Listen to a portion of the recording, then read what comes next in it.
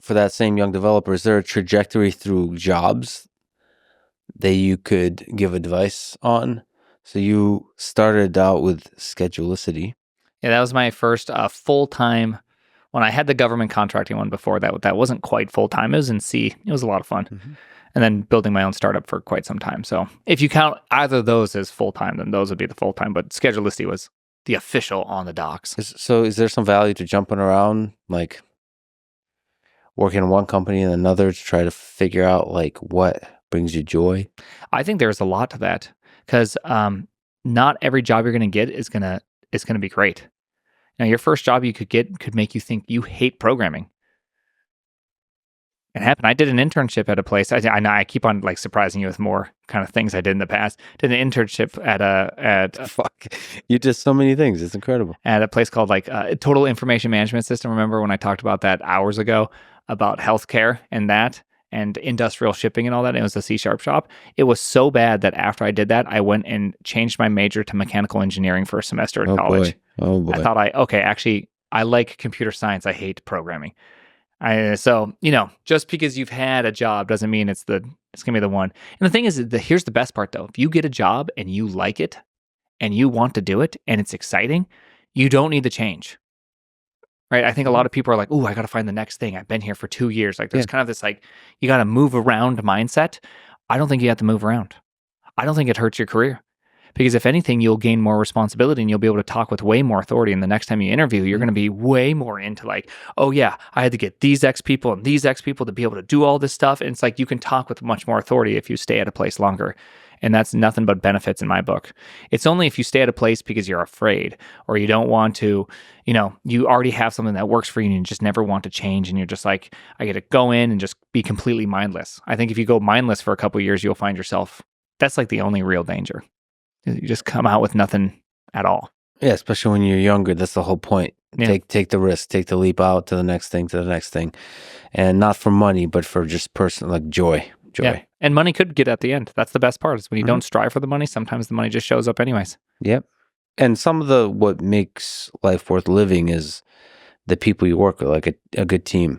Mm-hmm. Some of it is like, not to be generic, but culture matters. It's whatever makes you happy. Like for example, I just won't call out places, but there's certain companies where everybody is very 9 to 5 and it's very, even if the work is exciting, they don't work hard enough. I would say I'm one of those people that likes to go all out, likes to be surrounded by people who are like super passionate. Now, to be fair, a lot of them don't have families or don't. Yeah. It's a fascinating choice. I really don't want to talk down on any choice, like work-life balance or not. I think both are beautiful paths. And like, if you really derive a lot of value from joy from your work, going all in, at least for some stretch of your life, is a beautiful thing to do. Just all out, full on passion, sacrifice a lot of social life, all that kind of stuff. I don't know. That could also be beautiful. There can be something very, very exciting about that in some sense, especially if you're building your own thing.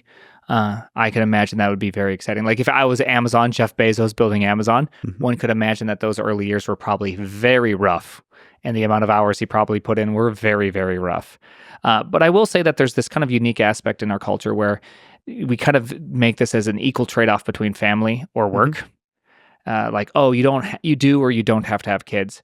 And my only kind of real notion with that one is that you will never know your capacity for love until you have kids. Like you just don't know.